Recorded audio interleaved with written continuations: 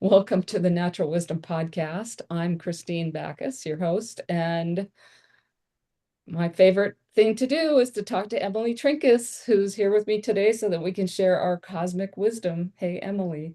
Hey, Christine, excited for our conversation. We've both been already chatting about how weird everything is, so this might be a very weird episode, but maybe that'll be fun too.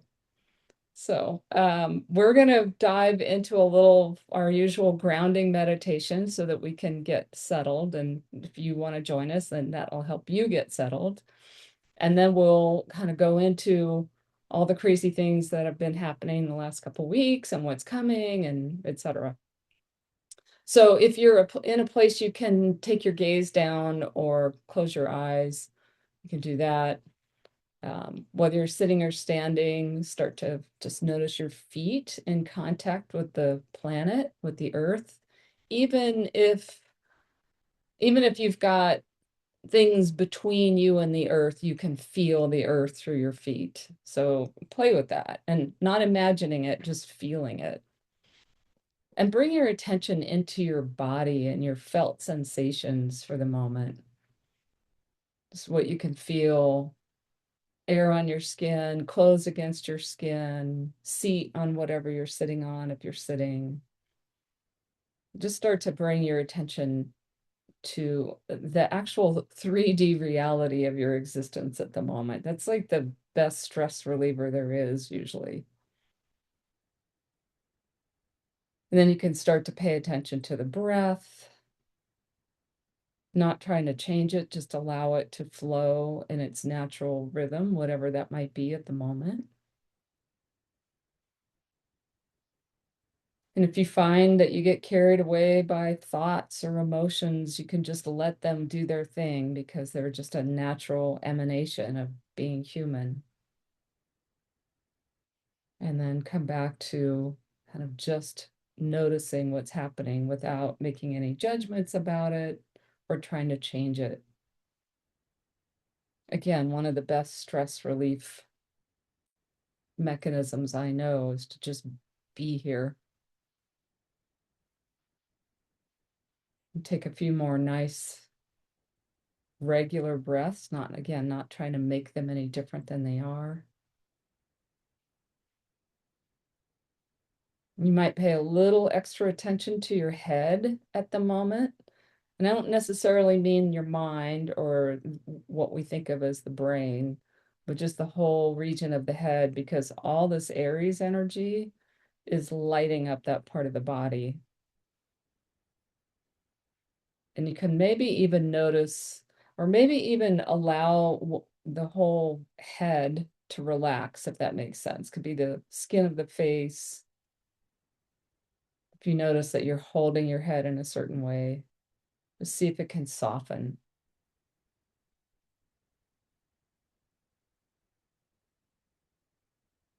And then a couple more just regular breaths, just kind of noticing what's happening. And again, no judgment. And then we'll come back to our shared space and see if you can feel like hold on to, I don't mean grip, but hold on to that sense of softening while we're connecting because it might be helpful today. Might be helpful right now in general. So, um, so Emily, let's just dive in. Actually, I do think I want to ask you if you want to share a little bit about your transits class first, just right up front, because I know we'd get to it at the end, but it just seems appropriate to have you chat about what you've got going because I think a lot of people might find it useful right now too. Cool. Thank you. Yeah, so I'm starting a 7-week online transits class, and transits are what's happening in the sky right now and how are the current planets, current energies interacting with your birth chart.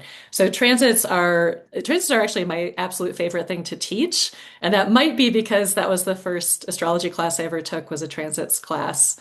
And it blew my mind like to start to use an ephemeris and to just see the magic of how the astrological I don't even like the word influences, activations show up in real life and how literal it can be, and just how helpful it is to know what time it is, like to be able to relax into the flow. Like, yeah, nothing's happening right now. It's Neptune time. It's time to rest and to dream and to heal and to go inward. Or, yeah, it's time to go take a risk. Saturn is saying, it's time to take a step forward and whatever, right? So to have that validation and reassurance of what we usually know intuitively, but often don't trust because we think life is supposed to be one linear progress, moving forward at all times, and we don't have a lot of uh, nuance around, different times, like what natural time is and how to lean into that. So this is for intermediate to advanced astro students. You do need to know the planets and signs and houses and aspects to be able to really engage. And I say that, and like I said, transits was the first astrology class I ever took after studying on my own for a long time. And there was a lot that I wasn't very solid on in terms of interpreting a birth chart. But I like to be the student who's like not the smartest one in the room and sort of having to push myself to catch up. I don't mind. So if you feel like, oh, you're a little fuzzy on aspects or this or that, like, but you want to go for it, then go for it. And yeah, so we start Friday, 7 weeks. And oh, and this is the first module in my mentorship program. So this is like if you're interested in doing my mentorship, which will officially, I'll do a 3-month mentorship intensive this fall, but this transits class and then the progressions class are required parts of that bigger mentorship. And can share the link for the mentorship and the transits class so you can see what that's all about. Yeah, that'll be in the show notes. That's cool. So you're gonna do progressions after this. Yeah. Yeah, I might even pop into that one because I was thinking the other day I'd love another another chance to talk about it. And if you're I just want to mention too that the great thing about a class like this is that because you're with a group of other people, you're not only learning from you, Emily, but you're getting a chance to talk about it. And because this is a language, it can be really a treat to sit with other people and like, learn how they would say it and practice how you would talk about it. And that, of course, gets you a deeper level of understanding of it too. Yeah, and we do use participants' charts as example charts in the class, and then the homework assignments are all about what are your own transits and looking back at those and what did you experience and what's happening now. So it's very hands-on, and we do a lot of breakout rooms so you can talk to other people and and like Kristine said, it's a lot about practicing speaking the language and not just passively having someone talk at you. And there are people who can't make it to the live classes, and if not, the recordings are available, but there is such a benefit in getting together live. I personally do not learn well by passively watching pre-recorded videos. And so, yeah, and there aren't that many astrologers who really, go live with you and dig in and, answer your questions in real time and, explore in real time. So. Really true. Yeah, I'm curious too, or will you be looking back? Like, can people say, gee, I don't understand what happened at this period of Exactly. Exactly. And I think that's I mean, yeah, in current time, it's amazing to know what the transits are. But I think one of the great things about understanding transits is to be able to look back and especially like going through a really hard time and oh my God, my entire life fell apart. What the hell was going on? Oh, it was a Pluto transit. Like to be able to contextualize time periods as it's not because I was such a mess or I was doing anything wrong.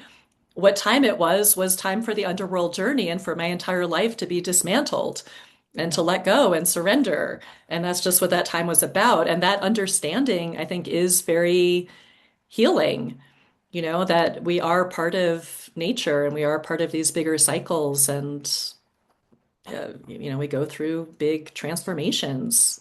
And astrology is a way to time that. And, and the other thing I love about transits and the other thing clients love about transits is when you are going through a really hard time, astrology can let you know this too shall pass. Because sometimes, when you're really in it, you're just like, is this the rest of my life?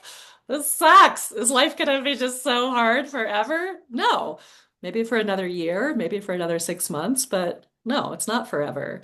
And here are the ways that you can best cooperate with the energies because it's the resistance that causes suffering, typically.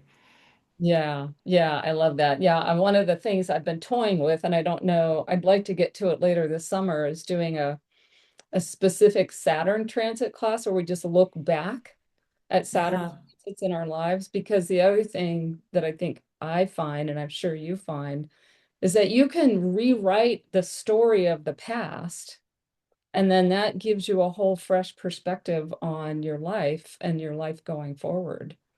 Yeah, and I think Saturn's like my favorite planet to work with transit wise because it's so well because Saturn is Chronos, Yeah. time god. Because it's so it's a mapping of our growth and maturation and so literal in terms of what is this time period about? What are we working on?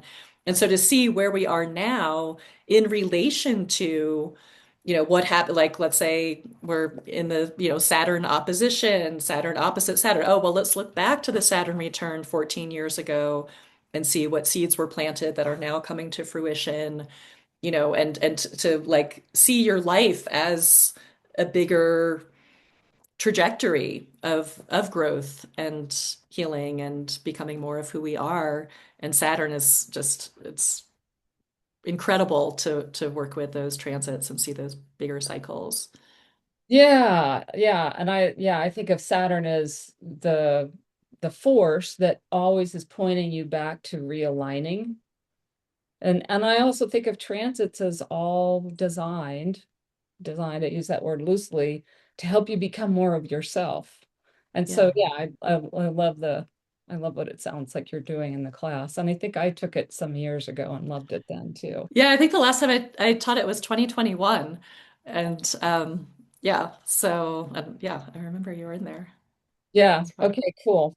Well, I mean, that's a good segue because basically what we do in these cosmic wisdom sessions is we talk about current transits. And if you know your chart, you can kind of plug them into how they're relating to you. But even if you don't know your chart, I'm sure you're feeling what's been going on because it's been pretty wild. And, I mean, this is a year, well, this whole last couple years is years of intensity, but we're in another one of those phases of a lot of stuff happening. And the new moon last week is, well, it was kind of what would you call it? The initiation of this crazy Aries energy. If you don't know by now, the bottom line is we had 7 planets in Aries, 8 if you count Eris, which I don't usually, but all that to say a huge concentration of energy in Aries. And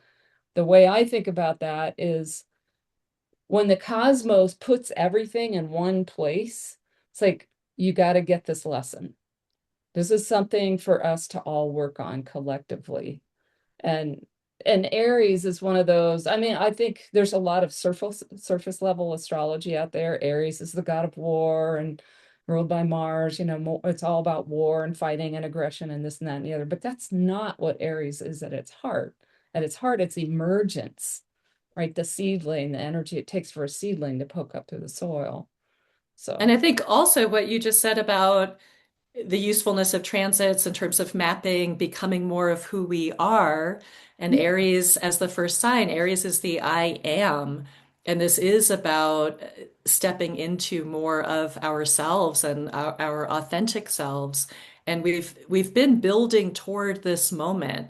Like it's not like, oh, suddenly all these planets are in Aries and we got to master this Aries thing. It's like, no, we had that preview last year. Well, we've had Chiron in Aries. So doing a lot of healing around the I am and trusting ourselves, trusting our instinctual nature, trusting our desire, doing a lot of healing around our desire nature. Can I trust what I want? Can I trust my passion? Can I trust what fires me up? Right. And that's, as the first sign and as cardinal fire, initiatory fire, this is what gets us out of bed in the morning. And, how many people are having to force themselves to get out of bed in the morning to go to a job they hate or, live a life that they're not really stoked about, right? And that's the epidemic of depression. It's not about sadness. It's about a lack of fire and vitality and people not living their authentic lives. And so we've had Chiron and Aries since 2018, like bringing this stuff up. And I think also, Aries ruled by Mars, Mars connected with the root chakra. And I think that there's also a lot of sexual healing that's been going on with Chiron in Aries. And then we can also think about the masculine, Aries, again, ruled by Mars, the masculine. And there's so much, there's the whole toxic masculinity thing. And yes, there is toxic masculinity and there is toxic femininity and there's toxic, humanness or non-humanness. And I think we've all been on a journey of healing our own inner masculine with Chiron and Aries. And how does our inner masculine get reflected in what we're seeing as toxic masculine or whatever? Like our experience of the masculine outside is a reflection of our inner masculine. And I think a lot of that is tied in with sexuality and sexual trauma and a big time of, healing early trauma so that we experience more safety in the world and more safety to be who we are and to come out as our true selves and to, live in that state of vitality and passion and aliveness. And I think there's okay, so we've had Chiron in Aries since 2018 and Chiron's starting to finish up that transit. But then last year, Neptune moved into Aries for the first time in our lives. Then Saturn moved into Aries for the first time in 29, almost 29 years.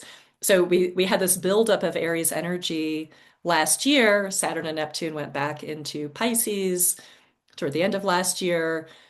And so, as Saturn and Neptune both came back into Aries early this year, and we were still finishing up a lot of the past. We've been like for the past year, maybe longer, but really strong the past year in that awkward in between the old and the new. And so much dying, so much ending, so much of what's not who we really are and what's not in alignment with our true selves, what doesn't fire us up anymore. Like so many chapters coming to a close, right? And then we have the Saturn Neptune conjunction on February 20th, this big seed planting, but we were still in a lot of Pisces. And so really, all of which to say, this is a long way to say that the Aries new moon that just happened, was that the 17th, April 17th? Yeah, I think that's right. Okay, so that just happened last week. That is like this cutoff point. We're like, no, now we're fully doing the new. Like this is now we've got both feet in, and this is the time of a lot of risk taking because that's part of the Aries archetype too. Aries is the fool.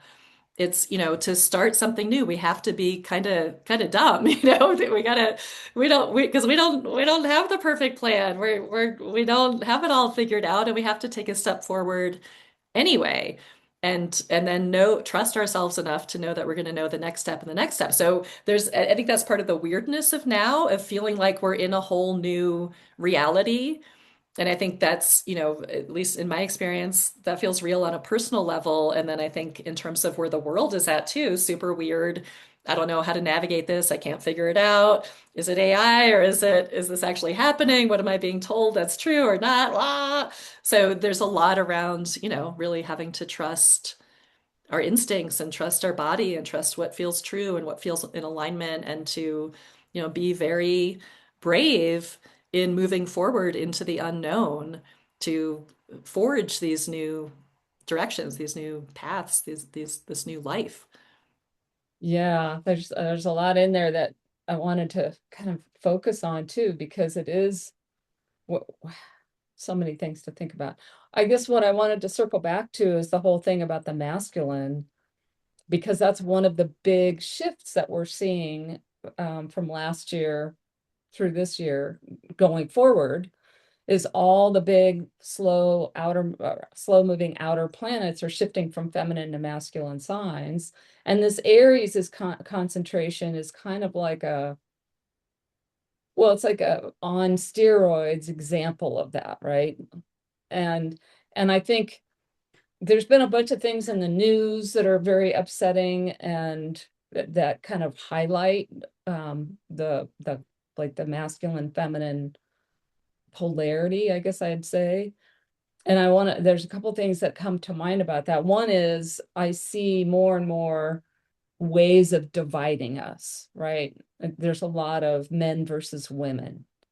And I see that with individual writers and individual, people on social media, but I also see it like as a trend, right? We've been seeing a lot of that. We've got the red-blue divide, we've got the rural-urban divide. We have all these divides, and there's been so much focus on that division. And that I think it's like it's a false division. And I think that's part of what's coming up now is this need to understand what masculine energy really is and how we all have a chance to embody it. And to me, at least what some of the distortion that's coming up right now is around power. Yeah. And it's about how you use your creative life force. And whether you're a man or a woman, you can abuse it and use it toxically.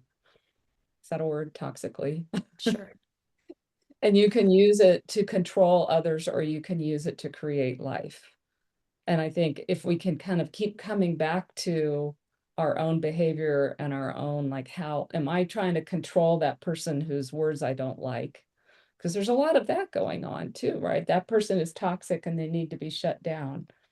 Do they? Or do you need to understand where that's coming from in you and then take appropriate action? Maybe they do, maybe they don't. And I think Yeah. a lot of this Aries. Yeah. Well, I was gonna say, like, I think we don't have, I don't think we have a lot of good models in terms of positive, conscious, masculine energy. And that's true for the feminine too. I mean, I remember when I first went to a live event with Mama Gina, Regina Thomasauer, and saw how she embodied, uh, just saw her in her feminine in such a powerful way. And I was just like, I haven't seen this before. Like, thank you for showing me what feminine power could look like.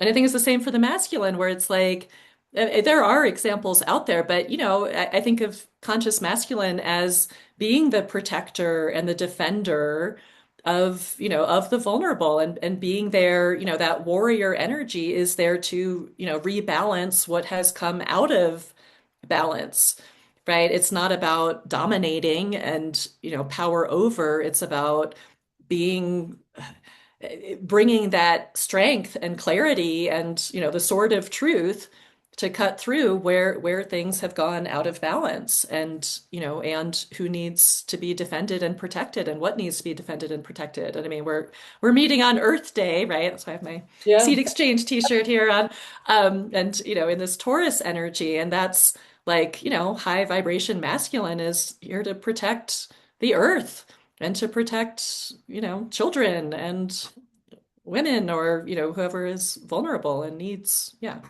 And in that a strong way, I energy. think of it as protecting the creative life force, right? Anything that promotes creation and creativity and that flow of life force is what you want to protect. Right, protecting life. I mean, we could just bring it down to that, right?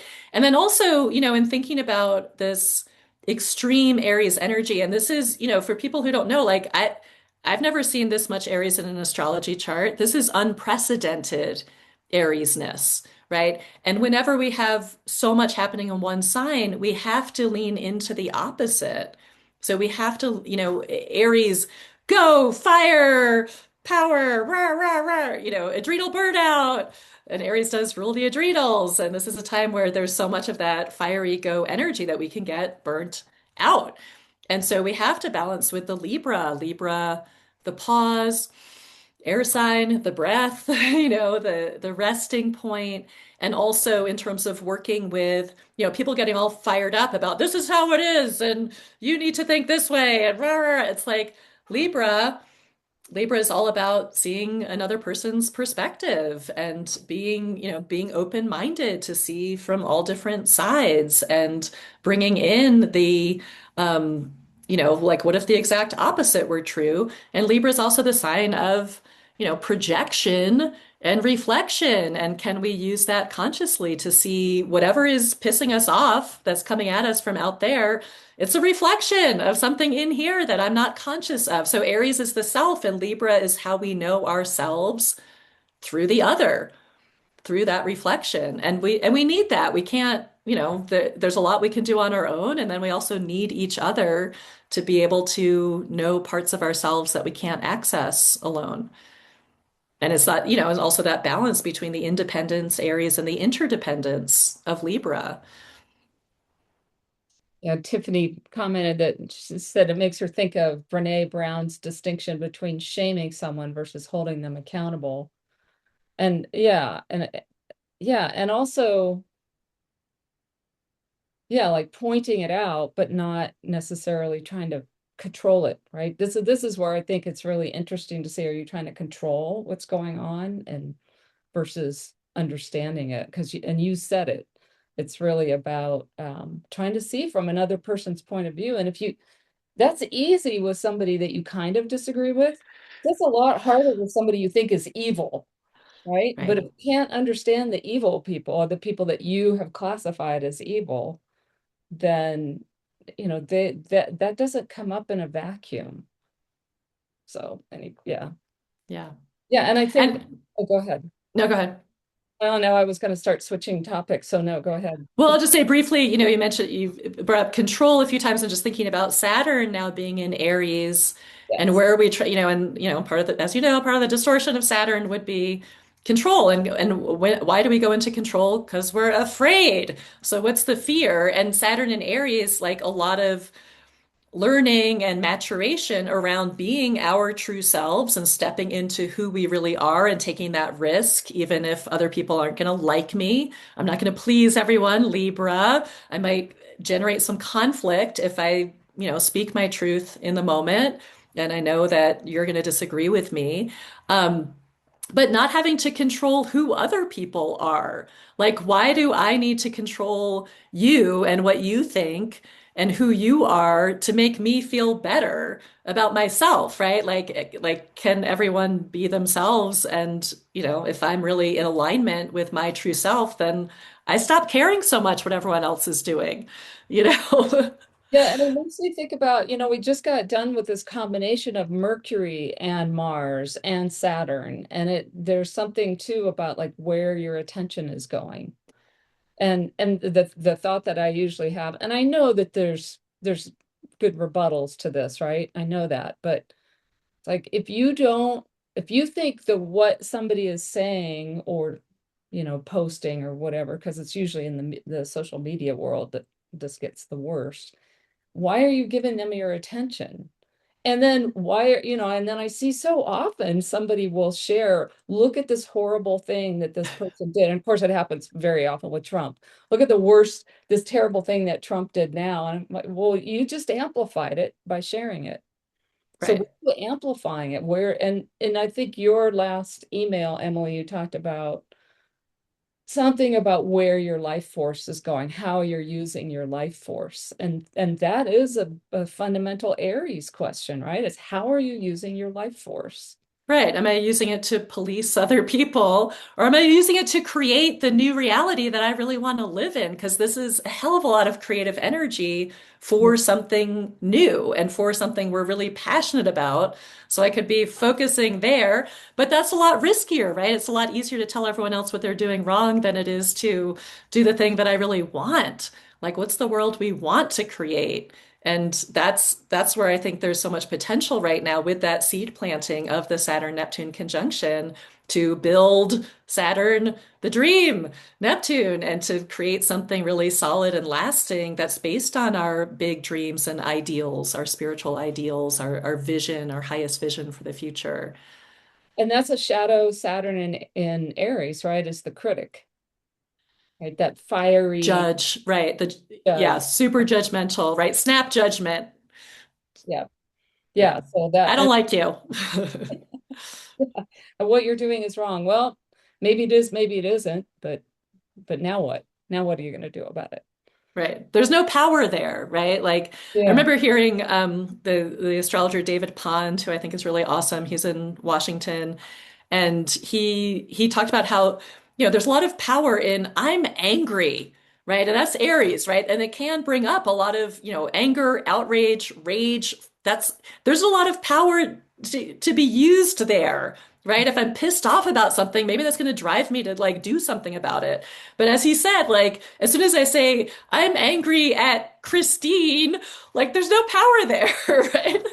Like we lose it all if we're like taking that fire and just Yep. directing it at somebody else instead of using it to fire us up to take action. And outrage can be appropriate and useful and get us going. If we're outraged about something in the world, then okay, use that fire to create something different. Yeah. But if it's going to be ranting about Trump or and I think they're all actors, so like I'm going to get so upset at the movie that's playing, right? Like I'm going to let my attention like, dissolve into like, theater. Why? Yeah. Oh, I love that. And it's so true because I mean, what do you actually know for sure anyway? And it's all anything you see on the screen, and I suppose that includes us, right? Is that there's an agenda behind it. And so whose agenda are you buying into? Yeah. Yeah, and wasting your life force getting pissed off about it. Yeah. So let's talk about how this is starting to shift because it's going to get super interesting. Well, by this weekend, with Uranus moving into Gemini, because that is, again, we had a taste of that last summer, but it's the first time in 80 some years. And it's not a cycle. I mean, it's a cycle that you can now look back on, but it's only been in our conscious awareness for, well, 80 some years, maybe 100 and some years. I And just wanted to see if there's more we wanted to say about the Aries new moon in terms of the Chiron, yeah, the big Chiron activation. thank you. I'm And glad you then back to Uranus, which is definitely a huge pulled deal. me to Uranus. Yeah. Yeah. Let's talk about Chiron. In fact, let me see if I have it handy. I'll pull up the chart so we can look at it too. Because I think, I remember Jan Spiller, who I think of as moon goddess, and she wrote the amazing book New Moon Astrology and, really awakened me to the power of new moons. And she would always consider the Aries new moon to be the most important new moon of the year because it is, I mean, this is the first new moon after equinox, which a lot of people consider the start of the new year. This is the new moon in the first sign. Light is building, energy is building, it's go time. We especially have go time this year since all the planets are moving forward at the Aries new moon. And so to think about the Aries new moon as the seed planting, not just for the next month, not just for the lunar cycle, but in a sense for the astrological year. And we had at the new moon, the sun and moon were very close to Chiron. So this is a chirotic new moon cycle, but then also this is our first, Aries new moon with Saturn and Neptune in Aries, following the Saturn Neptune conjunction. So it's like I think a lot of this is about being called to do Aries differently. And, with Chiron, and Christine and I were talking about this backstage before we started the recording, but just how this really brings up the solar eclipse that was precisely conjunct Chiron, like to the minute, back in 2024.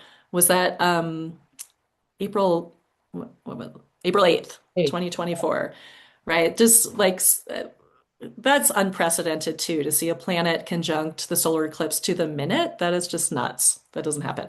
So, so I'm thinking about this new moon as this real, in one sense, like a kind of check-in point. Like again, thinking about transits as highlighting these bigger cycles of life and the usefulness of looking back to the past to see where I'm at now, and that we've been on a very intense healing journey related to the Aries themes of the I am, our personal power, our sense of confidence, trusting our desire, healing the masculine, healing sexuality, the root chakra, right? Very intensely since 2024, since April 2024.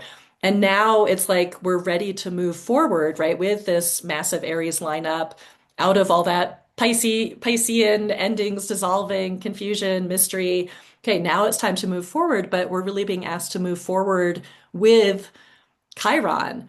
And that's where it can feel very, I've been curious what you're noticing, Kristine, but definitely very vulnerable and sensitive and like, oh, this is like, because Chiron really brings us in touch with our sense of I'm not okay. There's something wrong with me. And I think with Chiron and Aries, Aries being the sign of birth and bringing us back to that the myth of Chiron, where he's born a centaur and his mother rejects him because he looks like a monster. And so where we feel that core, like, there's something wrong with me from the get-go. Like there's just, right? So how do we move forward and move forward in a big, brave way with our desires and with these new Neptunian dreams, even if we feel like I'm not perfect, I don't have it all together, there might be something wrong with me. So, like moving forward with that vulnerability and, broken open heart and sensitivity and yeah, I don't know. I don't know what you were noticing around the new moon, Kristine, but I'm Well, curious. it's been an interesting, well, it's been an interesting year, but yeah, this last week was really interesting. And the word that has stuck in my mind since I first heard somebody associated with Chiron is reconciliation.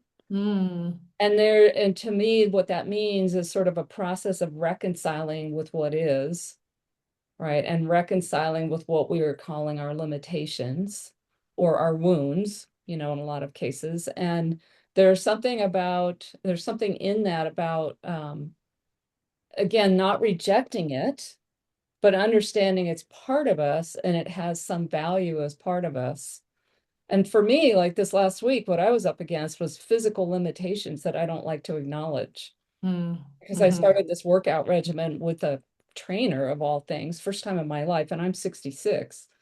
And so I'm doing all this weight training and strength training and, squats and push-ups and this and that and the other and, modified, but doing them. And my body's like, every once in a while, it's just like, no, we're not doing any more of this. We're done. We're lying on the couch for a day. And, I've had to dial back a couple of times. And that was really prominent around this new moon. And for me, it went through the whole, oh, I'm too old, or all the stories, right? The cultural stories, I'm too old, I'm too weak, I'm too this, I'm too that. And it's been a process of coming back to, well, no, you are where you are, and then you just take the next step, whatever that is. And to me, that there's a piece of Chiron, there's a piece of that that's very Chironic, that it is about reconciling with something that, you can call it a wound, you can call it a limitation, but that just naming it that makes it, that creates, it's like it's self-creating then. Does that make sense? So it's like this process of understanding this is where I am, and this is part of who I am at this point in my life. And what am I going to do about that? How am I going to move from there? Yeah, and I'm hearing like just again and thinking about Chiron coming to the end of its time in Aries, it's going to shift into Taurus. Is that June, I think, Yeah. Yeah. for the first time in, 50 years or so. It'll go back into Aries for a little bit too. We have a little more Chiron in Aries, but really like coming to this kind of place of culmination, and it just seems like there's a lot about self-acceptance and and there's the idea that the gift is in the wound with the wounded healer, and maybe something about this particular new moon having to do with, okay, now how am I like with the limitations or wounding or whatever I've been working through myself, and again, especially intensely these past 2 years, how am I now serving others, like having gone through this healing journey on my own? Like, what are the gifts that have come from that, and maybe stepping into more of a, some change in terms of being a mentor just part of the Chiron archetype, a healer in some form, and that can look a lot of different ways, but really sense like a sense of empowerment based on the healing journey we've gone through, and that requires that level of self-acceptance. And that I'm perfect as I am in my humanness. And and maybe there's some, I don't know, I know for myself, like when I go through these big initiations, just like so much more compassion Yeah. for what other people are dealing with. And I think there has been a lot of illness and body stuff. I think all this Aries energy is very physical, Yes. right? And we're really being called into our physicality more in terms of like, I'm here on Earth and I'm here to create, and it's only those of us who have bodies who get to, create the new world. As cool as the spirit realm is, like we're the doers, we're the creators. And I think, Chiron being so strong, and all of the all of the Aries planets, all the faster moving Aries planets at some point connecting with Chiron while they're in Aries, right? So these big Chiron activation points, bringing us, yeah, bringing up issues in the body and having to work through them. And I'm just, I'm seeing the poetry of, when I recorded my new moon transmission, that was the day that my voice came back after 5 days of only being able to whisper. And the day that I recorded the transmission, my voice still sounded like crap, but it was like so much better than only whispering. And I was sick altogether for about 2 weeks with, lung stuff and whatever. And it felt like a big clearing. Ultimately, it felt like I was really clearing something out that needed to move. But I talk for a living, so not having a voice for 5 days, and this is why we're meeting today and not last week. Yeah. That It's a, was definitely, right? yeah, It's existential for you, your voice. yeah, Yeah. big limitation, but also a healing. Well, and that's, I mean, the one thing I wanted to come back to with Chiron too, because, and I know I've said it before, but I think this whole Chiron and Aries journey, the other thing that, like the other way I like to summarize it, it's like your right to exist, Yeah, right? It is because Aries is that existential part of the chart. It is the coming, it's the, as I said earlier, it's emergence into existence. Because right. you're coming, if you think about it from the cycle, you're coming out of that great ocean of everybody's one, right? And Pisces. And now you're coming into, oh, but there's me and I'm an individual and I exist. And I think, and I've seen it with clients and people and myself, right? It's that there's been kind of an underlying, is it okay that I'm even here? Is it okay to even take up space? Yeah, Why am I even important in this tapestry of life? And Chiron and Aries has been about, if you're here, you have a duty to fulfill, and that duty is to be yourself. And I think it's going to be very interesting watching this transition of Chiron into Taurus and then back into Aries for kind of the cleanup act next year or late this year. I think it's interesting too that, as you were saying before, all the slow-moving planets are moving from feminine, or have moved or are moving from feminine signs to masculine signs, except Chiron, because of course Chiron's always the weirdo. And so Chiron is moving from masculine to feminine, from Aries to Taurus. And I think that's keeping us, I think that's maybe helpful in terms of having some of that, balancing energy. We're like, no, we need to really slow down, Taurus, and pay attention to our bodies and stop and smell the roses and honor our pleasure and sensuality, because fire and air are like, that can get very disconnected from physicality, right? And just like live in the imagination and then the like, oh, we're moving too quickly to even notice our bodies or the earth. And that's another place, again, that word reconciliation for Chiron. And Barbara Handclough is the one that wrote the Rainbow Bridge, right? Chiron as the Rainbow Bridge. Yeah, And if you think about its orbit, right, its orbit is so eccentric that it passes between the Saturn orbit and the Uranus orbit. So it's like it connects the physical visible with the invisible spiritual. And it's almost like that's its role as Uranus moves into Gemini. We get all that, masculine energy. And then I just find it fascinating that Chiron is like doing the cleanup in Taurus after 7 years of Uranus there, and as you say, it's kind of like that anchor point for all this other energy. And it's again, I think of that reconciliation. Like you can't, we live in a world of polarities, right? That's how we're set up. And when you have so much going on in one polarity, you can't forget that we came from the other, and we're going to go back there at some point. Yeah. And Chiron is going to help us bridge those worlds. Yeah. Well said. Yeah. So, yeah, should I talk more about this Uranian transition that we're very much in at the Yeah, moment?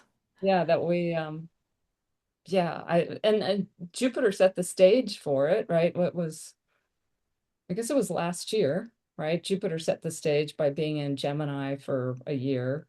And I don't know about you, but during Jupiter and Gemini, I just noticed like the explosion of ideas, my own and others, that you couldn't necessarily ground, but that was when it seemed like so much happened. Like there was just so much more stuff out there. And now Uranus moves into Gemini, and I mean, we had a taste of it last year, but again, Gemini is that polarity duality sign too. And you and I have talked about this a little bit. I think I see Gemini and Aquarius both kind of social media. That's where I would point to for social media. Yeah. So I'm really curious to see. It's social media is pretty dysfunctional now.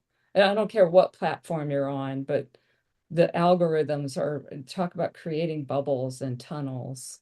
You can't, it's annoying because people are just disappearing right and left if I don't actively try to keep them in my feed.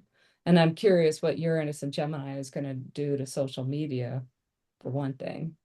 Right. Like just blow it all up Yeah, and, exactly. or yeah, people, and this is already starting, and I kind of, I haven't tracked so closely, like during that preview time of July 7th to November 7th, like what was happening then in the social media and media realms. But, I think there is that trend of people like, well, I'm just going to create my own thing, like Facebook sucks, or this, and this is, too controlling, or putting, whatever. Like people creating their own independent media channels. Yeah, Some of which aren't. I mean, the example that was coming to my mind, but it's not exactly what you're talking about, is there was the mass exodus from Facebook and I think Twitter, now X, onto Blue Sky. And so Blue Sky was the liberal alternative to what was perceived as the more conservative right-wing Twitter, et cetera. And yet it's just another example of where you create this thing in response to something else and it just becomes its own. It's like now that's the extreme version of that end of the spectrum. And yeah, and I think I talked about this last year. There has been like that explosion of people like with their own podcasts, right? And right, what you're meaning, I think, by the independent. right. And then I just think, I already like, and I'm sure this is true for probably everyone, right? My inbox, Yeah. right, where I can't get control of it. It's just so inundated, and I need to keep unsubscribing to things. Even stuff I want to read or things I want to listen to. Like I just can't take in that much. And so I also wonder about the like rebellion against too much media and just people just being like, I'm off all of it. I'm done. I don't need all of that. Because I think I'm sure we talked about this when we were talking about Uranus and Gemini last year, but that sense of, this is about freeing, right? Uranus is about liberation, our minds, Gemini. And so, I think there can be a fed upness with all of like there's so much there's just going to be more and more and more and more and more coming in. We don't Right. even know what's, as we were talking about, what's AI, like what's real and what's not real in terms of this bombardment of voices and this competition for our attention. And just thinking about like I think a lot of people are just going to be like, screw it, I'm done with all of like I'm unsubscribing from everything. I'm gonna be my own media source by paying attention and I think this is a big part of Uranus and Gemini too, paying attention to my local environment. Gemini is our neighborhood, our local, and as we've talked about, like more and more, that's what we really need to be paying attention to as systems collapse, as we're and the gist here with all these slow moving planets and masculine signs is things happening a lot more quickly and change, world changes accelerating. It's already really fast and it's going to get even faster with Uranus and Gemini. So what do we need to focus on as the systems collapse? We need to focus on our local environment and who's growing food and who's got the, energy, who knows how to create independent energy sources and where's our water coming from and getting, paying attention to that instead of spending all my time on the screen, paying attention to things I don't even know if they're real and just being like, because that's definitely a potential, like to be super distracted, even more, like already we're super distracted, but to be even more distracted and all over the place. And I can't, think about something for more than 2 minutes at a time because I'm just so used to like the speedy scroll. And, and instead like unplugging from that and turning attention to what's true here and now in my immediate environment. And that's something to think about too, just like Uranus, radical change, Gemini, our immediate environment and our like day-to-day, navigating our day-to-day life. And what do we do when that just is like speedy, speedy? How do we consciously, I think, slow it down so we're, putting our energy, again, coming back to the Aries, putting our energy where it really needs to go instead of having it, fritter away in all these random not productive directions. Well, and that I think we talked about this maybe a few years ago too, when I guess it would have been the North Node, right, in Gemini.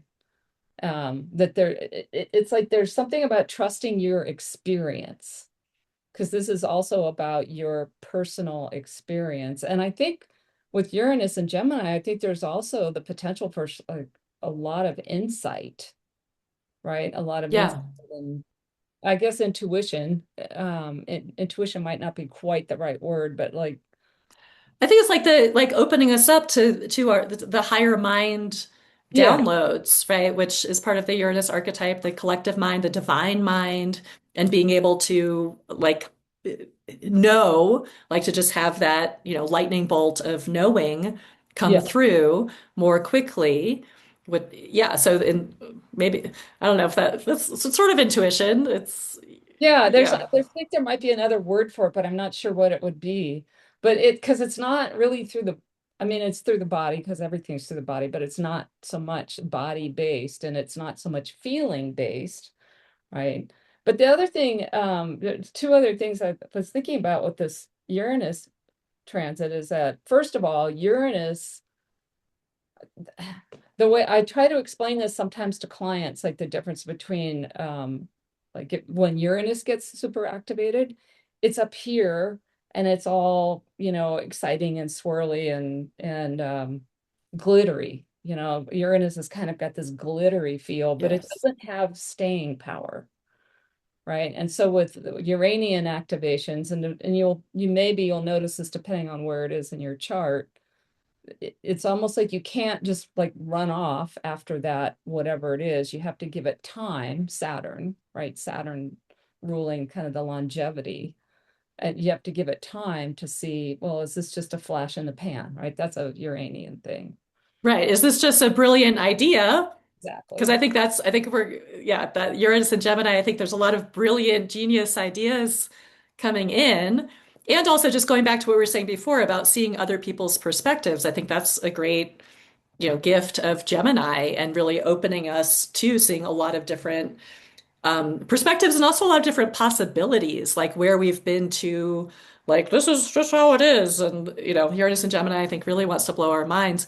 But then in terms of like the staying power, what's really cool is that Uranus goes into Gemini and it's already happening, but it locks in a lot more once Uranus is in Gemini and where we have all the outer planets cooperating, which we also had a little preview of last year. But I think with Uranus, having a trine, this harmony and support with Pluto, which is about the deep transformation and not just the genius idea that may or may not go anywhere, right? There's a real empowerment around using those ideas to change the world and to, it's interesting because it's in some sense, I think like a lot of the openings and the ideas and the revelations are not they're coming from some bigger place, and with that outer planet alignment that we're coming into, which we come into really strong in July, and then but it's really in effect like I'd say May until December. Like it's a big, all year, most of the year, it's really in effect where there's like and this is once in a lifetime too. Like we have not experienced this, we haven't experienced Uranus trine Pluto before in our lifetimes, right? I was born in the conjunction. This is the first trine in my life, right? The conjunction was back in the mid 60s. Um, so there's something about, again, it's weird, right? Because we have all this Aries saying, like, we need to know who we are and what our own vitality is saying is exciting for us and where we need to take a risk. And so there's a lot of self-generated energy. But then there's all this outer planet energy, which is like, yeah, you're fired up. We actually need you over here. And, where there's like these bigger forces that we, I think, need to surrender to. And it's not like, again, like I have to be clear about where my life force is calling me and what I'm excited about and who I am and what's authentic to me. But then how it plays out or what the details look like. We're in Pluto and Aquarius now. We're not in Pluto and Capricorn. This is not about, and the South Node's in Virgo. So there's nothing about having the perfect plan or getting it all right or knowing exactly how it's going to happen or strategizing. There's a big element of surrendering to, the divine plan, the greater plan, and being kind of carried somewhere and having these, revelations and downloads like, oh, I thought it was going to look like this. Now it's like that, right? Pluto and Aquarius, like a lot happening through synchronicity. It's non-linear. And so Uranus just escalating that kind of like, you know, the non-linearness or the non, yeah, it's not going to happen in a straight line. It's not going to play out the way we think it's going to play out. And we can trust that bigger, where life is taking us and surrender to that greater flow. Like there's a big element of flow here, I think, Yeah. right? With Pluto and Aquarius, Uranus and Gemini, of course, being a mutable sign. And maybe the most mutable sign is mutable air, where we have to be flexible and keep trusting our instincts. Like we'll know, like, yeah, I can change it all up because I can trust myself to know what the right action is at the right moment without having it all locked down or trying to control how it's all gonna, what it's gonna look like or how it's gonna play out. Yeah, there's something there about like trusting you that you have the creative energy to respond to a situation. Yeah. But what I wanted to say too on that, piggyback on that, you mentioned possibilities. And I know when we were talking about Uranus and Gemini last year, when I was writing about it, this is, and I think you said it in one of our sessions, there's no roadmap. There's no roadmap right now. We're in a completely new form of reality, right? And I know that sounds dramatic, but it's true, right? There, like we don't know what's possible. And so if you're stuck in this is the way I have to do it, or I have to, I have to go from point A to point C through point B, it's not going to be fun.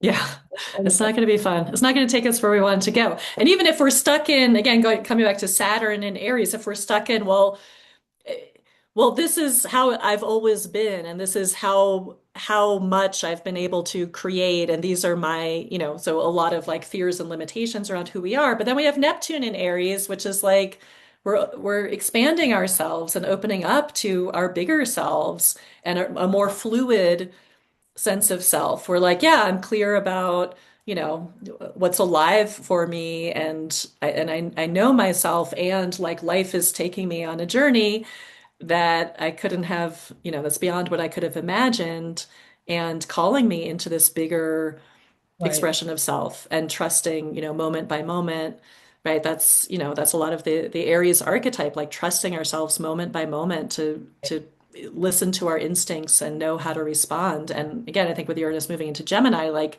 as things get, as change accelerates and our day-to-day lives are looking really different moment by moment, and we have to be super flexible and adaptable and flow with it, right? Then that calls for more and more self-trust versus like locking down and fear and control and, trying to get a handle on it where, yeah, this is not about getting a handle on it.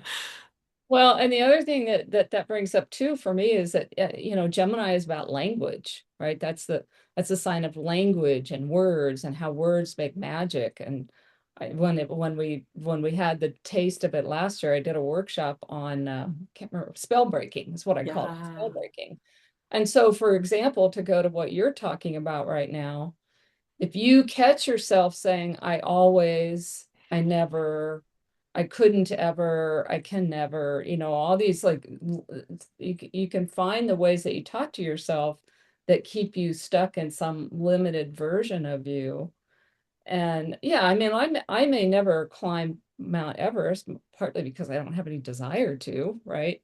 But that's not the same as saying I will never, or I could never, or or whatever you say about yourself, I always do it this way, or I always cop out at the last minute, or I always give up when X happens. Those are all ways of programming yourself, and you're casting magic spells on yourself.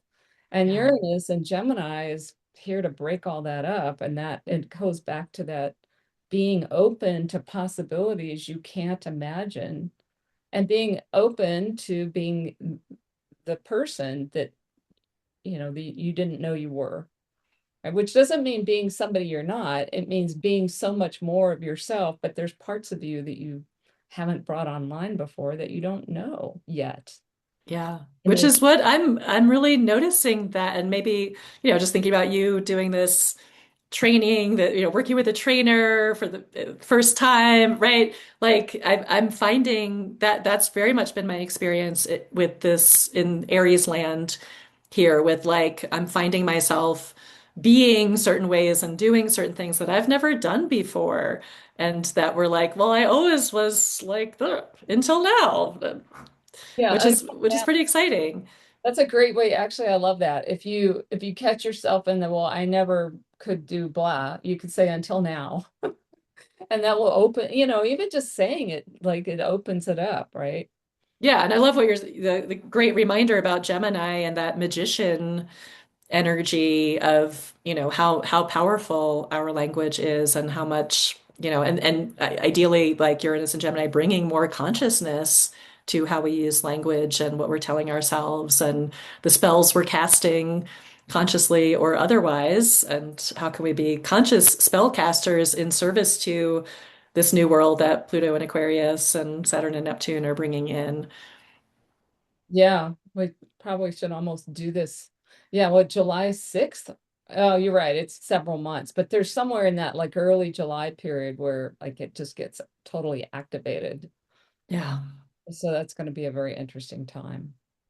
Yeah, and a very, very mentally powerful time. I mean, it just again coming back to Pluto and Aquarius plus Uranus and Gemini, like two slow-moving planets in air signs, like huge mental language and also connections. Like I feel like there's something really exciting already happening with Pluto and Aquarius, but I think with the addition of Uranus and Gemini, like really accelerating our connecting with our people and the people who share our future vision, Aquarius, and who we're going to create this new world with. Like I think there's a quickening around that. And again, especially in our local environment, Uranus and Gemini. I mean, of course, Uranus is technology and online, and that can bring in, online communities too, which yay, we love those. And there's something about the local connections that's, Right, yeah, that's really getting ready to right. explode. Well, we made it past your potential power outage deadline. So Phew.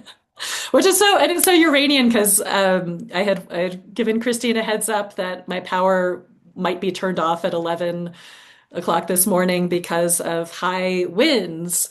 And Uranus rules the winds of change. but seems like we're all good. We're still here. We're Yeah. still here. I'm still here. What else? And I'm thinking it's probably time to start wrapping. What there, I could go on my rant about AI, and I think that's going to be another consequence of Uranus moving into Gemini, is some shifts there. But I don't really need to go into. I might do a separate episode just to do my rant. Yeah. I mean, shifts and acceleration Yeah, again. yeah. Yeah, and I mean, honestly, AI is responsible for some of the overwhelm, right? I mean, if you can say, "Hey, I want to write an article about X, X or Y, and put it into chat or whatever the AI thing is," it'll turn out some kind of slop for you. And you could give Right. it really specific directions, but yeah, but you could still tell. You can still tell, and that AI has a particular writing style that's very annoying, and I can't. So I'll do the short version of my rant is that there's going to be a lot more stuff out there because people are using it to do that. And and it's actually obscuring, and talk about good ideas that don't come to fruition because the writing is so predictable and unpleasant and annoying to read that I can't read a lot of good stuff because of the way it's written. And that's always been true to some degree, but something about the way AI writes, it's just worse. Maybe Well, I because think I think Uranus and Gemini brings up interesting questions around what is intelligence, right? Gemini is our intelligence, and even, both Gemini and Aquarius are very human signs, right? Aquarius more about humanity in general, but Gemini, is the twins. It's one of the few signs represented by humans yeah. rather than animals. And so there's a lot here around what does it mean to be human and what is human intelligence and what is non-human intelligence and where are our ideas about that taking us? What kind of future are we creating based on how we understand what it means to be human and what it means to be intelligent and what information we really need and what information and ideas are serving us as humans, etc. Yeah, and I think there's something too about the creative process, right? I mean, is AI really what you want to use to create?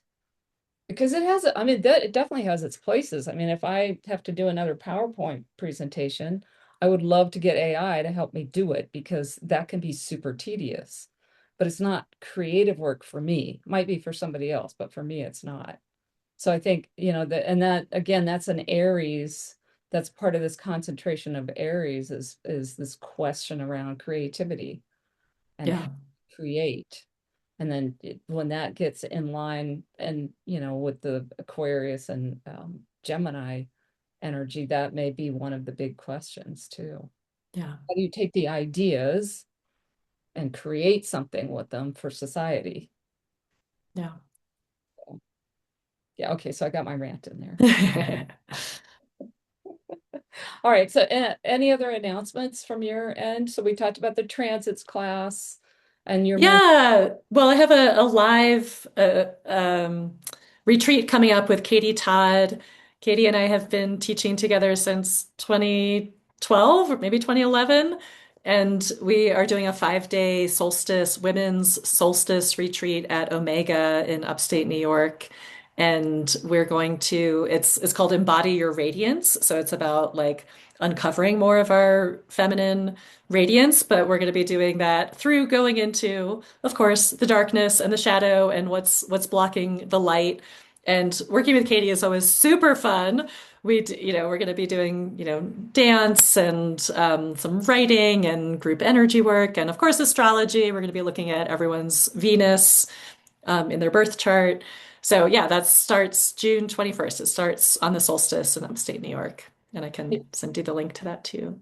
Yeah, registration's open for that, right? Yeah. Yeah, Okay, good. Good. yeah. Anything else in terms of, okay. That's it.